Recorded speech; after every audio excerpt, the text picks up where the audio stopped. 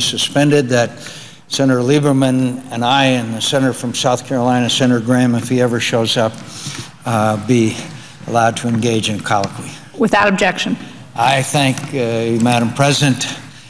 I join my friend Senator Lieberman again on the floor on the issue that has, in my view, transcended consequences, not just for the people who are being massacred in Libya, but also for a definition of what the United States of America is all about. Yesterday's attack in Syria killed some key leaders of the Assad regime, including one of its notorious and brutal henchmen. It's a sign of victory and progress for the Syrian opposition, and hopefully it could be a sign that Assad is losing his hold on power. But it's hardly time to celebrate or claim credit. I see in the various organs of the administration, like the New York Times, well, now the administration's hands-off policy has been successful. 17,000 Syrians have been massacred while this administration has done nothing, and the President of the United States has refused to even speak up. The President of the United States talks about Bain capital all the time. Why doesn't he talk about the capital of Syria, where thousands of innocent people have been tortured, raped, and murdered? So, Assad will fall, as the senator from Connecticut and I have said time and time again. But how many more will die before the United States of America first speaks up for them, second provides them, helps with other countries, provide them with arms and ability to defend themselves, and a sanctuary, a no-fly, no-drive sanctuary, and working with other countries in the region, accelerate the departure of Bashar Assad. I'd like to make another point before I ask my friend from Connecticut. It seems now that the United States national security rests not with the decisions that should be made here in the halls of Congress and at the White House, that the decisions concerning what actions the United States of America may take is now dictated by Russia and China in the United Nations. How many times have we heard the administration say, well, we'd like to do more, we'd like to have more happen, but Russia vetoes the United Nations Security Council? Does that mean that when these people are being massacred, cry out for our help and our moral support, that because Russia vetoes a resolution, as they did today again, supported by China, a resolution in the United Nations Security Council, therefore we can do nothing? Former President Clinton went to Kosovo without a United Nations Security Council resolution because he knew that the Russians would veto any resolution concerning Kosovo, and he went and we saved Muslims' lives. So the administration continues to assume that what they call a Yemen solution is possible in Syria. They believe that with Russia backing, we can compel Assad and his top lieutenants to leave power, and the apparatus of the Syrian state will continue to function under new management. I wish this could be so. And let me also point out, and I'd ask my friend from Connecticut, isn't it true that the predictions that the longer that this conflict lasts, the more likely it is that extremists come in and take over this revolution which began peacefully? Isn't it true that our concern about weapons of mass destruction and its stockpile become more valid every day this goes on? Isn't it a valid assumption that Bashar Assad in his desperation may use these weapons against his own people, and the whole stockpile of those weapons become more and more tenuous by the day? Isn't it true that the likelihood of further chaos, further inability to put that country and its people back together, after this conflict is over, and as we agree Bashar Assad will leave. But isn't it true that every day that goes by that he remains in power, the situation becomes worse in all respects as far as American national security interests are concerned, whether it be weapons of mass destruction, whether it be Islamic extremists taking over that country, and by the way, including continued Iranian presence in Syria, propping up Hezbollah in Lebanon, and all of the ramifications of their continued presence there. So I would ask my friend finally, doesn't this cry out, rather than saying, well, what happened yesterday that was good and it shows Bashar Assad is on his way out, doesn't this indicate that it's now even more in our interest to accelerate his departure, not with American boots on the ground, but through moral support, physical support, logistics support, and working with our allies? Madam President, I say to my friend from Arizona, of course I agree with you. The reality is that premature judgments about the victory of the Syrian freedom fighters over the dictator Assad are exactly that. They're premature. The murder, assassination, the elimination of these critical leaders of this dictatorial government yesterday by the Syrian opposition was a very significant development. And apparently the fighting continues in Damascus in a way that may bring exactly what my friend from Arizona says, more chaos in Damascus, the capital city. But this fight's not over.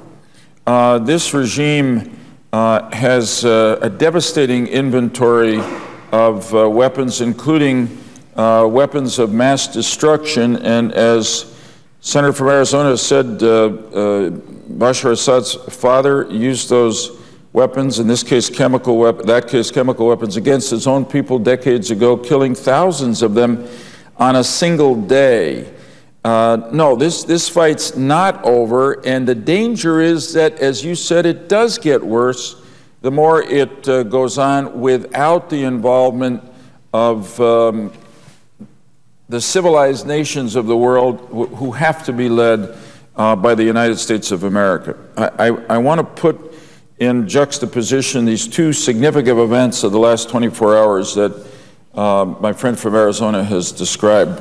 One is the suicide bombing, apparently, or death of these leaders of the Assad government. The second is the vote in New York at the United Nations today. And this, after months in which too much of the civilized world has been pleading with Russia and depending on Russia to change its mind and come in and get Bashar Assad out of there, this veto today shows that they're just not going to do it. And I'm going to yield in a moment because I note the presence of the majority leader. Just to finish this thought, the reality is now that the fig leaf has been taken off the Annan plan, which since it went into effect and since it allegedly brought a ceasefire to Syria, thousands more Syrians have been killed. The reality is that Russia will not join in trying to stop the slaughter in Syria, that the slaughter will only be stopped by facts on the ground, and those facts are military, and it will not get better until the United States leads a coalition of the willing to support the opposition and bring about the early end of this horrific regime that now rules Syria. With that, I yield the floor to the Majority Leader. Mr. President, I appreciate my friend yielding. Majority Leader. There will be no further roll call votes today. The next vote will be Monday at 5:30 p.m. in relation to the nomination of Michael Shipp to be a United States District Judge for the District of New Jersey. Madam President. Senator from Rhode Island. Madam President, I'm sorry, the Senator from Arizona. I thank this distinguished Majority Leader, and I again urge him, however possible, to bring up the defense authorization bill, which I hope we could do sooner rather than later, as we have done for the last 50 years. And I thank the Majority Leader. Madam President, if I could just respond to my friend. I had a long conversation yesterday with the chairman of the committee who we're working with, his ranking member, Senator McCAIN, and I understand the importance of the legislation, and we're working on, I know that Senator McCain's working on that to try to narrow the focus of what we will do when we get on that bill. We will get on it. It's only a question of when. I thank the Majority Leader. I would just like to mention to my friend from Connecticut, as we continue this colloquy, there's another aspect of this I would appreciate your comments on. We all agree that Bashar Assad will go. We know that. Now, the question is how many die, how many wounded, how many killed, what happens to weapons of mass destruction. I think we have established, the longer it goes on, the more those threats increase and the more dangerous the situation becomes and the harder it will be to resolve once Bashar Assad leaves. But also I would ask my friend from Connecticut, how will the Syrian people feel about the United States of America if we continue to sit by and really provide them not even moral assistance, much less the physical and logistics assistance that you and I just discussed is as necessary? Senator Lieberman and I have been to Libya on numerous occasions. I was there at an exhilarating moment at the time of their elections, and I can tell you firsthand from seeing a couple 100,000 people celebrating, they are grateful to the United States of America for what we did. I wonder what the attitude of the new people who will emerge as leaders of Syria, whoever they are, what will their attitude be to the United States of America, I would ask my colleague. And taking into consideration that the challenges that whoever takes over power in Libya will face are myriad. They are really incredible obstacles in a path to a free and democratic nation. And that would cry out for American assistance and help.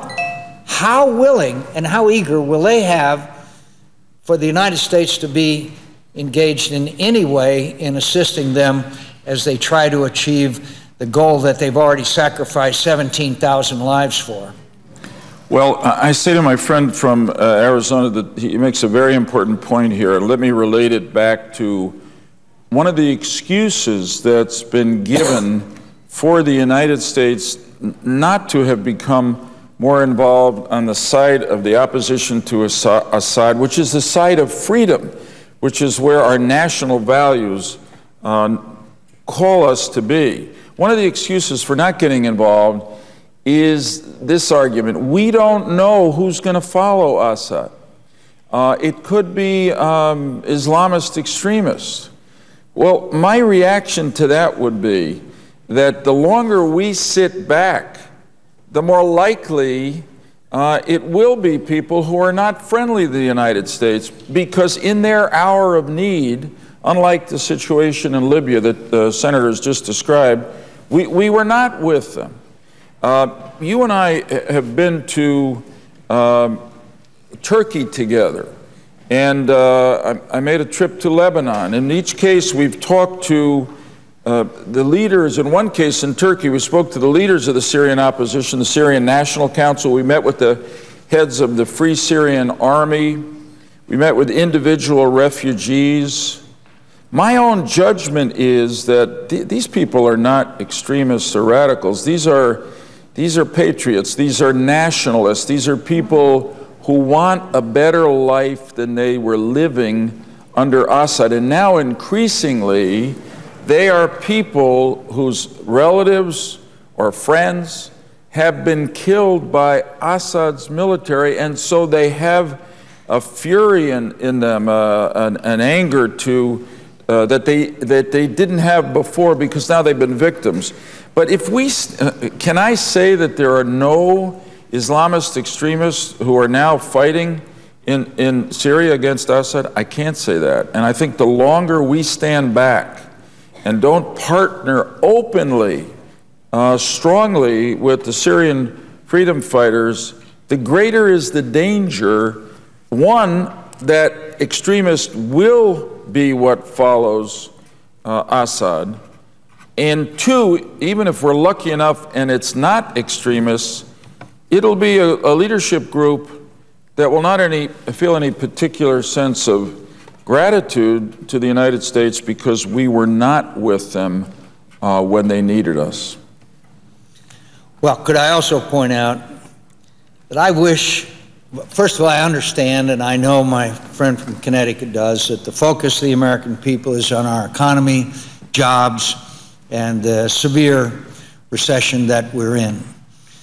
But you know, I'd say to my friend from Connecticut, I just wish that every American could have either been with us or have seen on film a recording of our visit to a refugee camp in the Turkish-Syrian border.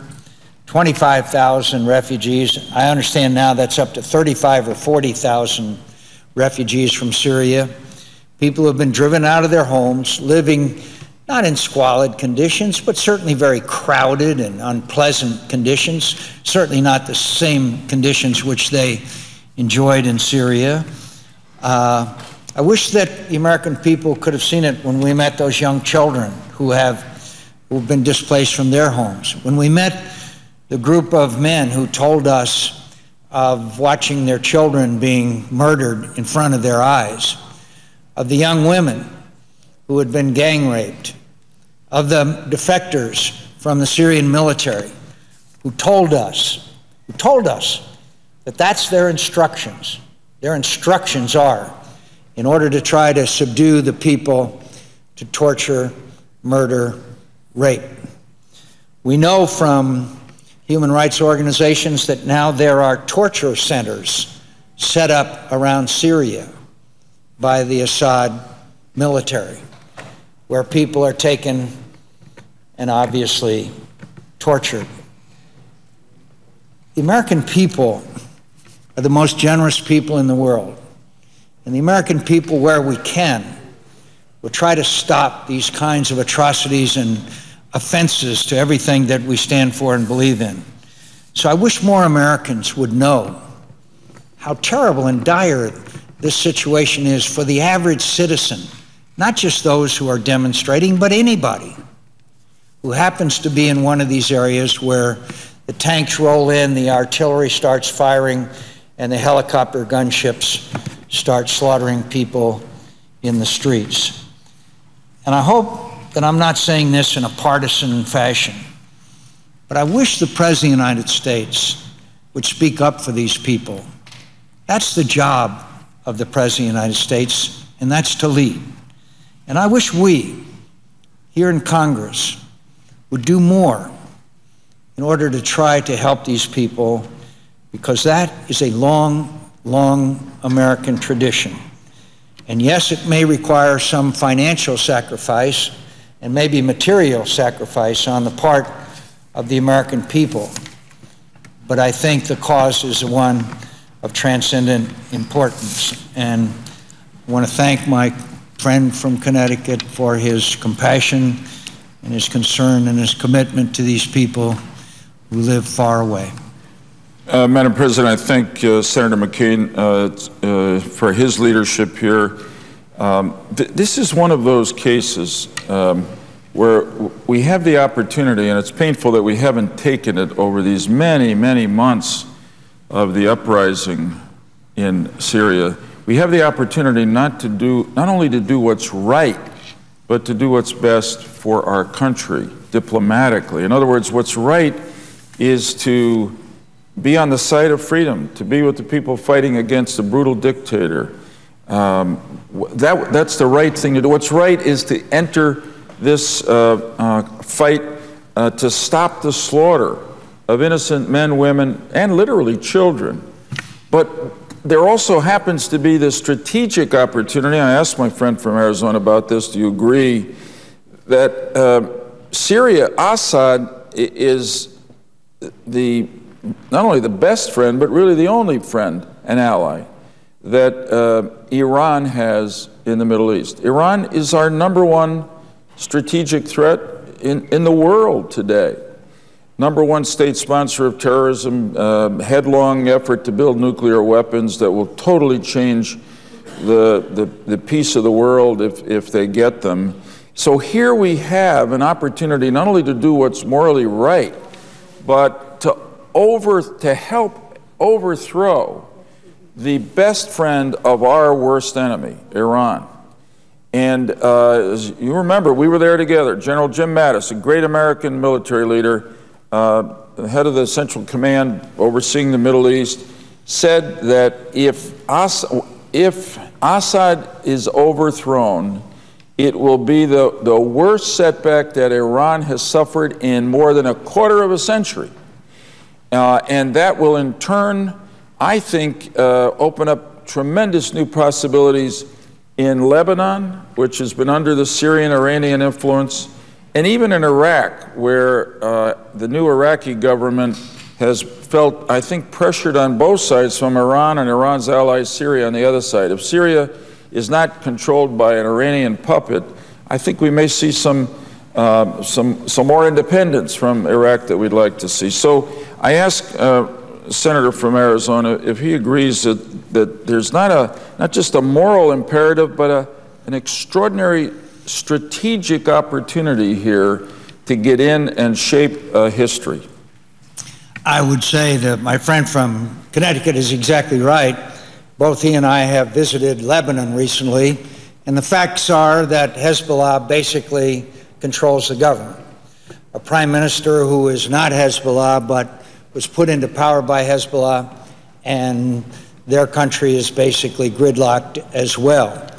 If Syria goes, Bashar Assad goes, that connection between Iran and Hezbollah will be severed. The people of Lebanon will have a great opportunity to have once was a very thriving democracy restored.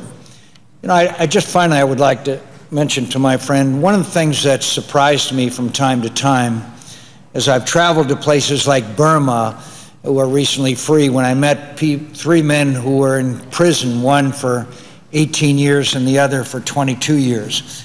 And when I've been to Libya, as I was at the elections the other day, and even when I've been in Egypt and met some of the young people who made the revolution, and we were in Tunisia and we met the young people there and the new government there, much to my surprise, to some degree, they pay attention to what we say.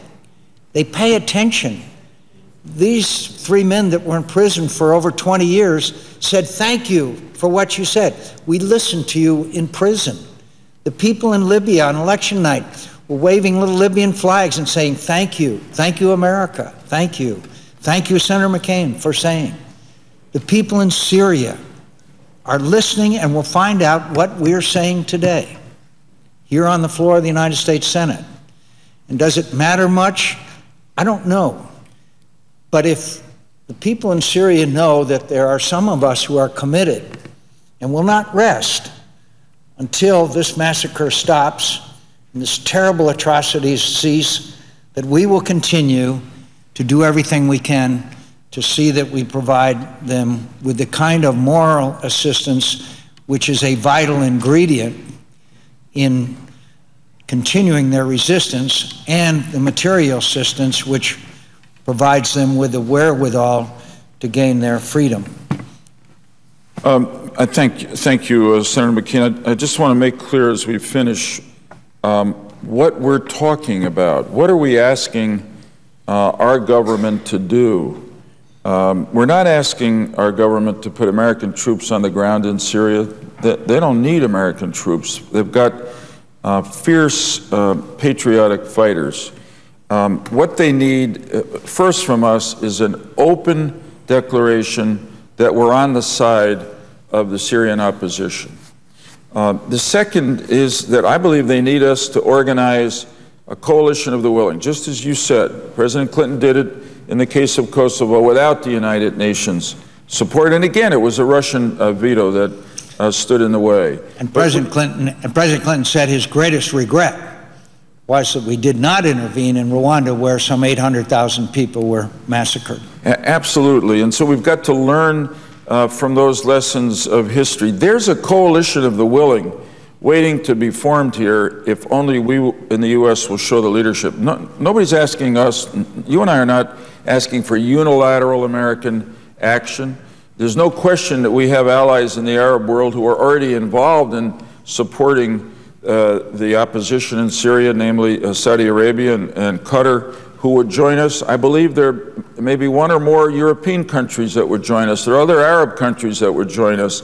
And what are we asking? Let's increase the flow of weapons and training to the opposition.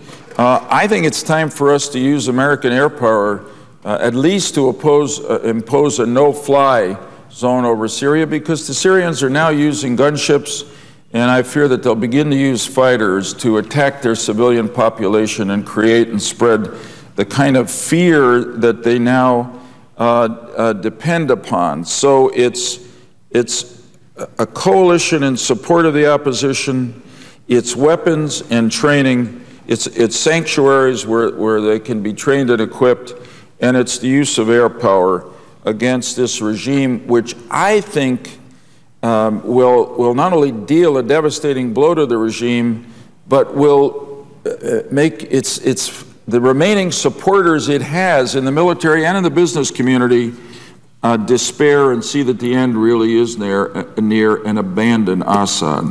Have I stated correctly what the senator from Arizona feels that we want this government of ours to be doing now in regard to Syria? I think the senator is exactly right, described it well, and there is an element also that adds, again, more urgency, which I know the senator from Connecticut is very well aware of, and that is published media reports talk about the fact that the weapons of mass destruction of apparently that Bashar Assad has significant stocks of have been moved around.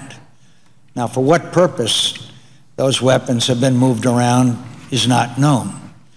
But it is not an unbelievable scenario that in final desperation, Bashar Assad would behave as his father did, and that is use these chemical weapons and slaughter unknown numbers of people. Again, that information lends urgency to bringing him down, to having it happen as quickly as possible, and that, of course, means the kind of engagement that the senator from Connecticut just described. I think, my friend, I feel disappointed that we continue to have to return to the floor to make these pleas. I hope that we come to a day soon when we can come to the floor to celebrate the victory of freedom and the defeat of Assad the dictator. May it happen soon.